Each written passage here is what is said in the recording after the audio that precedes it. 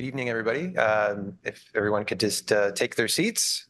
And I'd like to welcome everyone tonight to our Municipal Snow Storage Class Environmental Assessment Public Information Center.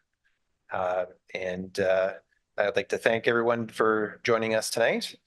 And we have our environmental or engineering consultant from Greenland and Associates here tonight, Mr. Brad Parker, who's been assisting us in completing our class environmental assessment for the selection of the snow storage site here in Penetanguishene. So I'll welcome Brad to the podium here, and he'll go through a presentation outlining the process that we've taken to this point. And we'll pause after the presentation, and if there's any questions, Brad and any staff available will be able to answer any questions. So Brad.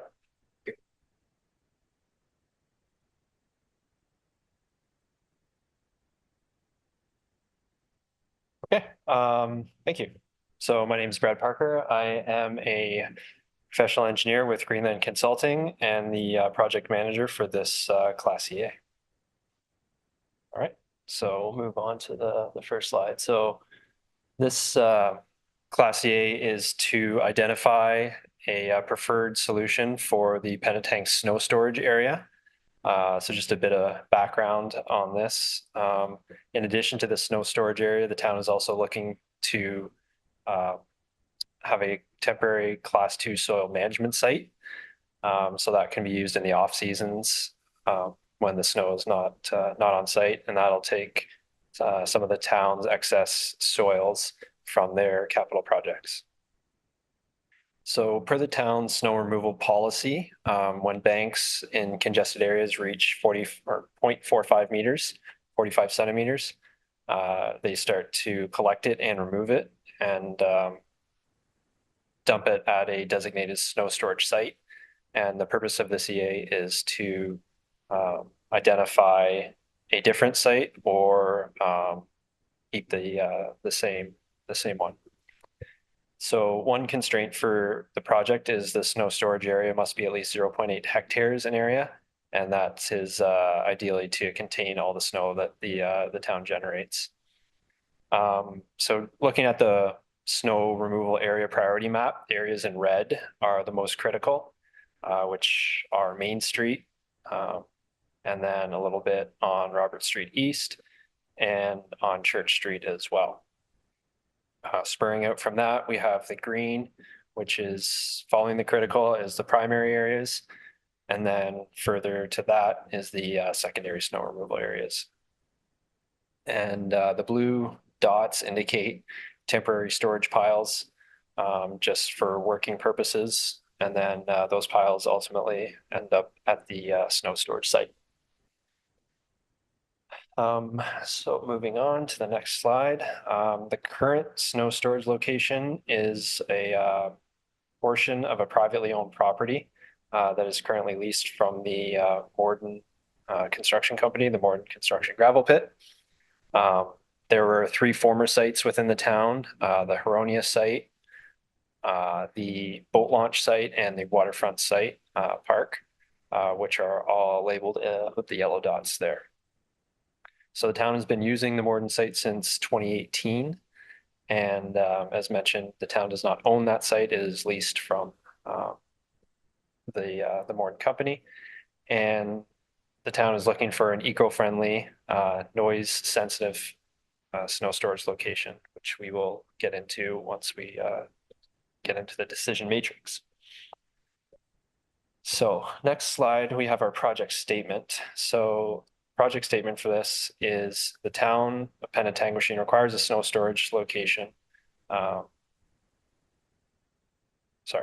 Requires a location to store snow that has been removed from the downtown streets. And then the purpose of this Class EA Schedule B is to evaluate several snow storage location options and determine a new location that aligns with MECP guidelines to improve consistency, minimize vulnerability of becoming unavailable. So ideally, in other words, town owned. So we'll just move on quickly to a quick review of the Schedule B class environmental assessment for those that may not be familiar. So this is the class environmental assessment process consisting of 5 phases. Phase 1, problem or opportunity statement. Phase 2, identifying and alternative solutions and selection of preliminary preferred solutions.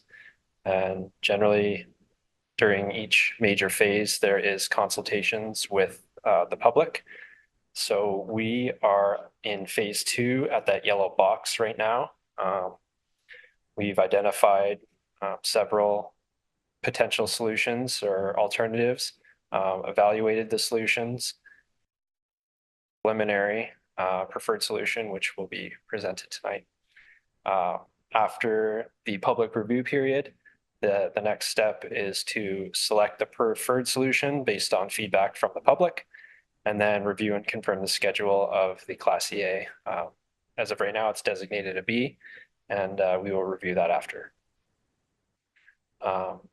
So phase 3 is alternative design concepts, generally only required for Schedule Cs and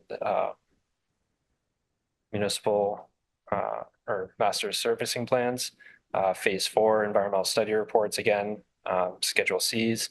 And then phase 5 is finally the design and implementation of the preferred solution. So on the next slide, we'll see that the Schedule B process only needs to follow phase 1, phase 2, and then it skips straight to phase 5. So we do not have to do alternative design concepts for the preferred solution or an environmental study report based on the Schedule B project, assuming that it stays a Schedule B project after the review. Okay, so reviewing the existing conditions within the town of Penetang quickly, soil classification. The majority of the town of Penetang is sandy loam or loamy soils, which is identified mostly in the green, light green within the town. And then with regard to the wellhead protection areas, there's 2 major areas, the PIC system and the Robert Street system. For the purposes of this discussion, we'll mostly be referring to the PIC system as the vast majority of the long list and short list solutions are in proximity to the PIC system. So the wellhead vulnerability with regard to the PIC system. Oh, sorry, next slide. Has scores with red being 10, orange being 8, and so forth on the way down, moving out from the center of the well in a circle. So generally, the higher the vulnerability score, 10 being the highest, has the most vulnerability or impact potential. And the significant groundwater recharge area, the next map on the right, identifies areas of the town fundamental to the recharge of the groundwater. Generally, these are classified based on soil compatibility, with sandy soils being the best for groundwater recharge. And the vulnerability scores are shown down at the bottom.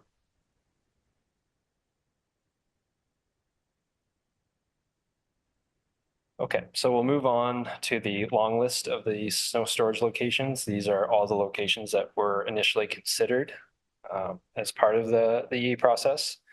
So just quickly running through them, there was 3 previous storage locations, which were, again, the Huronia Park, the boat launch, and the waterfront park, which are in yellow. There are 4 new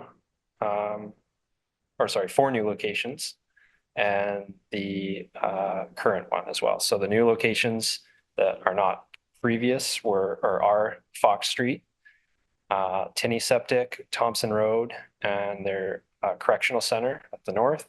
And then there's the current site, which is the moored gravel in the orange in the center. So moving on to the next, just gives a brief overview of the projected areas that would encompass the snow storage for each location. So location one is the Morton gravel site, which is currently the snow storage location for the town. The second location is the waterfront park, which was a previous snow storage site for the town, which has since been converted to a park. Location number three on the next slide is the boat launch area. Again, a previous snow storage location, as well as the Huronia Park on the right, the last of the previous snow storage locations. Okay, location five is the correctional center. This is a new potential location identified, as well as Thompson Road at the corner of Robert Street East as well. Again, a new potential location.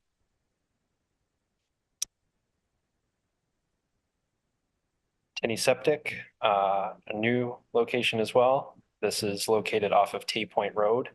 I should mention that all these sites are not owned by the town. They're all private property. And then the last one is Fox Street. Again, just off Fox Street beside a subdivision. So in order to filter out the long list, first we apply the constraints, which are criteria, or not criteria, constraints that each site must meet in order to move forward to a shortlist option. So the site must be large enough to store the total volume of snow that the town generates, which is again approximately 0.8 hectares or 2 acres. Surface water not negatively impact surface water quality. And then lastly, groundwater not negatively impact subsurface water quality.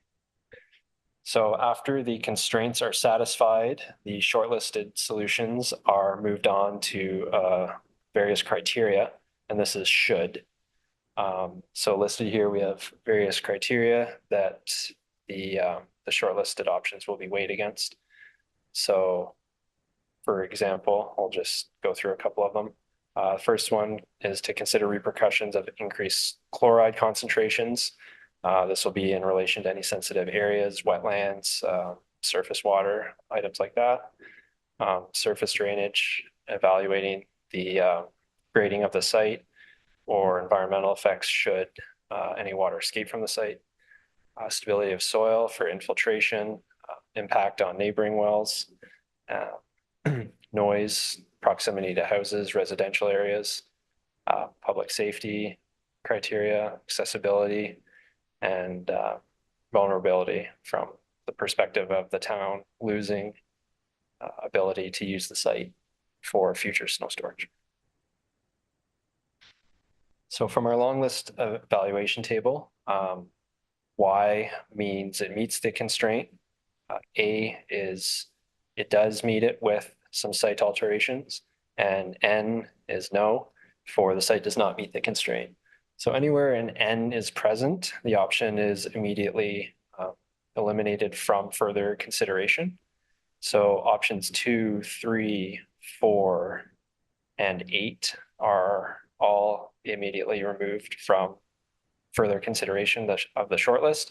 And this is mostly due to proximity immediately to Georgian Bay for at least 3 of them, the boat launch, Huronia Park, and Fox Street. And then the waterfront park is A, not big enough, and fairly close to Georgian Bay. So that leaves Morden gravel, which has met all the constraints for size, and then surface water and groundwater can be altered. Same goes for the correctional center, Tinney Septic, and Thompson's Road. So just one comment on the correctional center, which is option 5. At the outset of the project, it was considered an option in the long list. Since then, there has been indication that the area owned by the province, it's owned by Infrastructure Ontario, uses it as their own snow storage and is not looking to transfer that land to the town. And in this particular scenario, as the province is the owner, the town loses some power from expropriation and other abilities to take the land. So due to those, while it meets those particular constraints, it will no longer be considered for a shortlisted option. So that leaves the last ones just shortlisted will be Morton's gravel site, option 1, option 6, Thompson's Road, and option 7, Tinney Septic. Moving on to the next slide is a overlay of the wellhead protection area versus the long listed locations.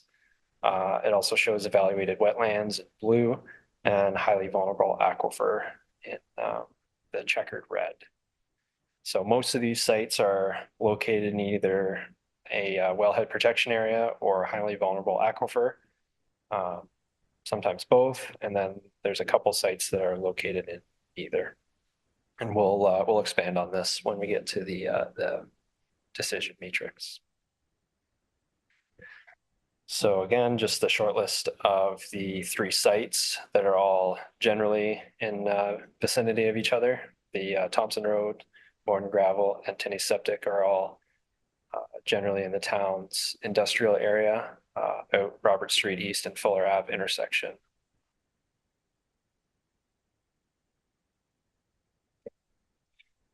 So the first one, Morton Gravel, the detailed evaluation criteria. This will be the same for all 3 of the shortlisted options, but each option is evaluated against its impacts to the natural environment, which maybe I'll just expand on that, include the surface drainage, subsurface soil stability, impact on neighboring wells that we talked about in the constraints, social cultural impacts, so any archaeological considerations, noise considerations, visual, public safety, traffic, technical and operational impacts. Some examples there are ability to construct and implement, operation and maintenance, and accessibility for town forces, the trucks physically themselves. And lastly, economic, logistical considerations. So capital cost of building each site, site vulnerability, again, in terms of the town retaining access to the site. And then lastly, payment structure, cost recovery, and phasing flexibility if required. So maybe just kind of speed through these next couple slides. As I mentioned, each of the 3 shortlisted options has the same detailed evaluation criteria, which brings us to, if you want to go on one more, the decision matrix. So each of those items are listed here and provided weighting options. So this is a weighted decision matrix. And then each line item is given an impact rating, with 1 being the lowest impact and ultimately the best, and 9 being the highest impact and the worst. So those numbers 1 through 9 are weighted against the categories. And then on the right-hand side, given the weighted matrix, again, as the impact, with 1 being the best, the lowest rating in this table becomes the preliminary preferred solution. So quickly, with regard to surface drainage, first one, alternative previous uses and effects of chloride. Morton was given a 7 as the snow storage is already there. There is some previous effects of chloride. Thompson Road, being largely vegetated and treed and undisturbed, would have low effect of chloride. And Tinney Septic, there is some disturbance there with various industrial activities. So again, it has a higher impact. Surface drainage quality implications. The Morton site, somewhat close proximity to St. Andrews Lake, but not too bad. It can be graded to to stay within the site or the area selected. So it was given a mid-impact Thompson Road, not near any surface water, so to speak. All the surface water ultimately ends up in Georgian Bay, but especially from Thompson Road, there's storm sewers in the vicinity and roadside ditches. So it was given a fairly low rating, and Tinney Septic again, near St. Andrews wetland, or a piece of St. Andrews wetland, which has been evaluated. So it was given a slightly higher rating. Subsurface drainage quality implications. All three sites are given fairly low ratings from this perspective, while the Morden site and Thompson Road are partially within the wellhead protection area. The wellhead and adjacent wells in the area are quite deep, 45 meters or more. And being on the outskirts, the time from the water to migrate from groundwater to the wellhead is long, in the range of 25 years for wellhead protection D.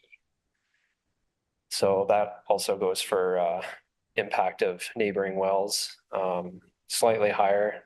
There's some closer proximity, not the Payette well, but residential wells to the Morden gravel and Tinney Septic site. Thompson Road is generally free of wells in the area. Moving on to social and cultural impacts, or cultural environment impacts. Archaeological, the Morden gravel and the Tinney Septic are already disturbed, so there's lower risk of archaeological impacts there. They would have generally been found by now. Thompson Road, being vegetated and undisturbed, has higher potential to find archaeological artifacts. Noise, Morden gravel, Tinney Septic generally a little bit lower impact. Oh, sorry, wrong one. Morden gravel has lowest impact, being the furthest away from city center in the industrial area. And then Tinney Septic, while even further still, there are more residential area houses in the area. And then Thompson Road, similar. It would be surrounded by trees, but future development has potential to encroach in the area. So they're given slightly higher scores. Impacts to visual landscape, fairly low across the board. All sites are in the industrial area A, or have the ability to be hidden via natural barriers, trees, items like that. So they're all given fairly low scores. Impact on public safety, again, fairly low. Not a huge impact on the public. Traffic impacts, Fuller Ave is quite busy. So Morden site was given a slightly higher traffic impact from that perspective, as creates some truck traffic on Fuller Avenue. Moving on to technical operational considerations. Difficulty to construct or implement. Morden site was given the lowest, as it's already being used as snow storage.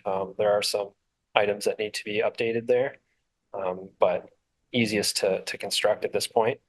Thompson Road being the hardest, fully vegetated trees that all have to come down, stump, topsoil removal, a lot more work there.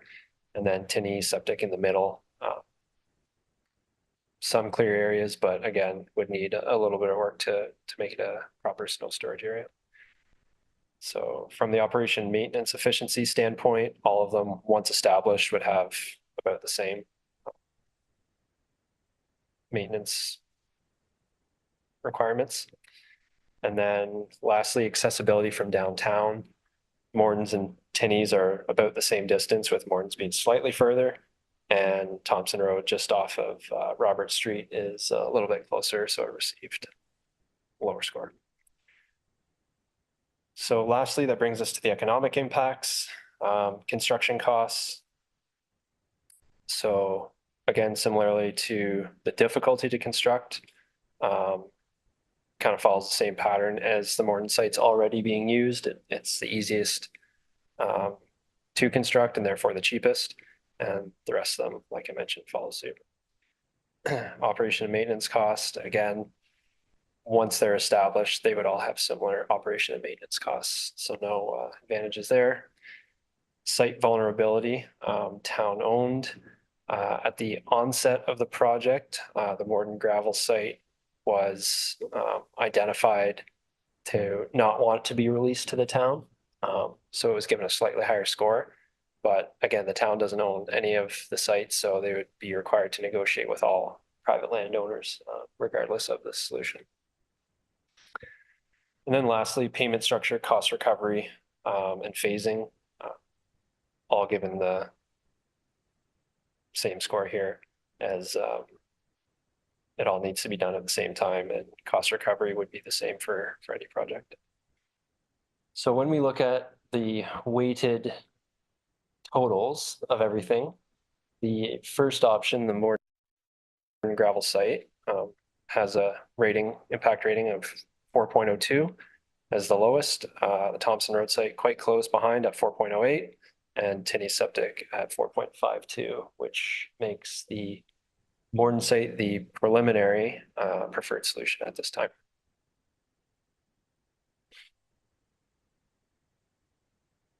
So just kind of reiterating what I said here, just summarizing it in a chart. The town already uses the snow storage site at the Morden location. And feedback from the town is that they're generally happy with the area. No major issues there.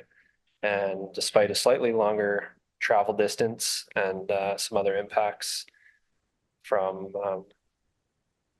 over the Thompson Road, which is the next closest, the benefits of the Morden site offset some of these factors. So on the next slide, there is a conceptual design for what the snow storage site would look like. Based on the noise study done as part of the shortlisted options, there was a noise berm recommended to be constructed at the north and south end of the site. North end berm being about 3 meters in height. The south end berm being about 2.5 meters in height. So in general, the site should be graded down to a central area where the snow storage would be focused. The snow storage can absolutely occur outside this area as long as everything's graded down to the low point to collect all the snow and meltwater from the area. As of right now, the design is to infiltrate the snow storage, let it melt naturally, which is in conformance with MECP guidelines. Generally, it's suggested to infiltrate where possible or for land storage, not directing the chloride and salt and other potential laden water to surface water or rivers, lakes, streams, anything like that. So as this is only a conceptual or preliminary preferred design, there'll be recommendations for the detailed design, which obviously is not part of this Class EA. So any considerations for mechanical melting of snow or on-site treatment or reclamation of brine water are all options that can be explored. And then lastly, with the regard to the Class 2 soil management aspect, generally, I think the northeast corner of the site would be probably the best spot for any soil. Again, Class 2 management is temporary, so the town would just stockpile it for ex situ soil sampling from any capital projects they have here, and then until the ultimate destination of the soil is decided on. Otherwise, a new access would be required off of Fuller Ave, dedicated for the site specifically. So that's shown here, and then the trucks would be free to move around the site as required once inside.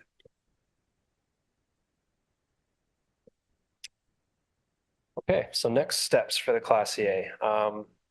collect feedback is the primary function of the Public Information Center. There's a 30-day window to receive feedback from the public. We take that feedback, consider it as part of the design, and then ultimately finalize the Class CA with a preferred solution. And then at that point, the notice of completion can be issued and another waiting period after that. And once the project is fully concluded, the town can enter into negotiations with the landowner for acquisition of the parcel in question. Following that, detailed design of the preferred solution, generally following the concept design presented here. And then lastly would be the implementation and physical construction of the snow storage area. So we'd like to thank you digitally, everyone watching, for your time today. And feel free to reach out to anyone of the project team, myself or Brian, and we'd be happy to answer any questions you have on the report. Thank you.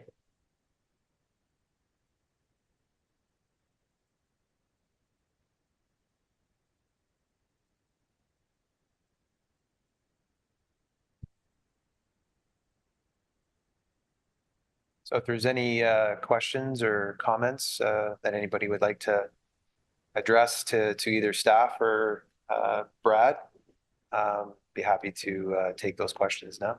Or there's some time after the presentation for you to take a look at the boards that we do have the shortlisted alternatives that were evaluated and the evaluation matrix, and to discuss any questions you might have with the staff members here. Yes, Aisha.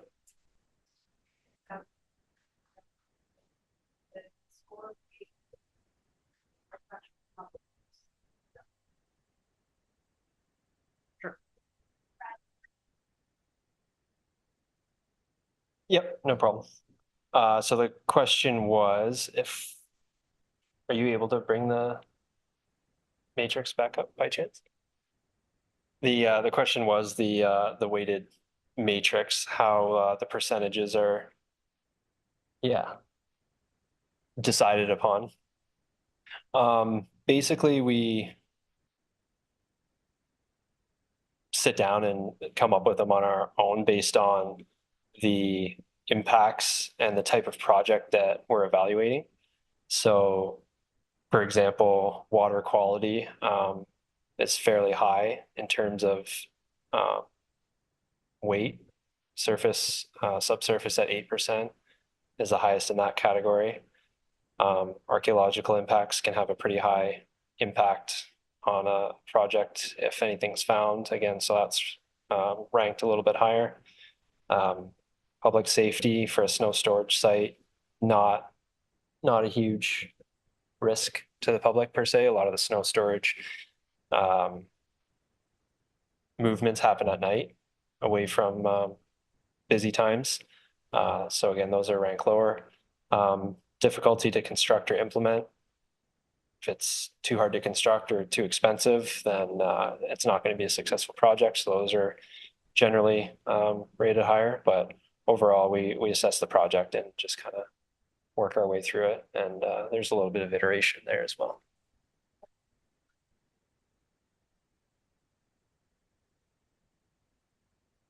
Both. Yeah, we start internally and then it's provided to the town for review and comment. It'd be nice if there was a preset one, but. Is there any other questions or comments from the audience?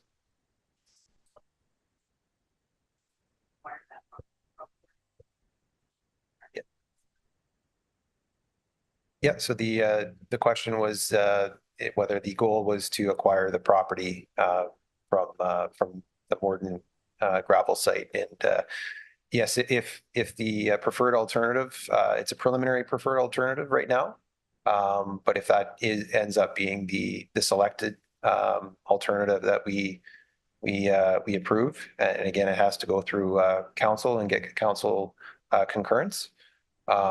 Yes, it would be that would be the next phase of the project is to land acquisition. Taking the preliminary design that was shown on the board here and approaching the property owner. Yep.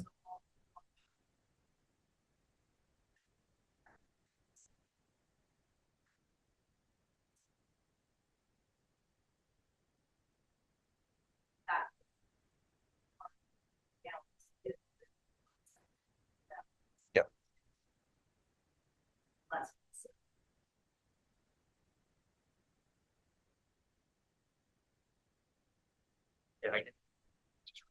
Yeah, no problem. Just the question was in relation to the proximity to St. Andrews Lake and being an industrial area. There are private wells and septic systems in the area, so the impact from the moored site with regard to those.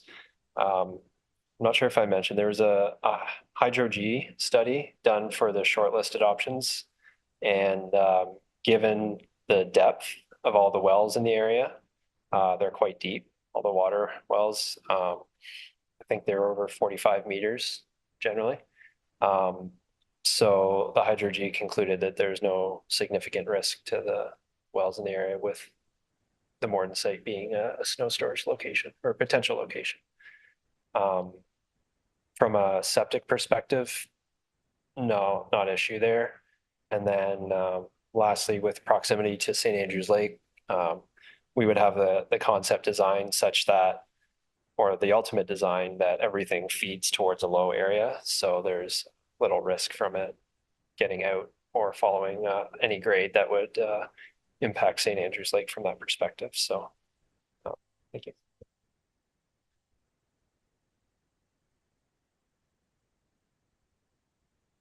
Any other questions from the audience? Seeing none. I'd like to thank everyone for joining us tonight. And what we'll do is we'll take the digital live stream presentation that Brad just went over, and we'll have it available on our website for those that weren't able to join us tonight, and have that posted available for public viewing.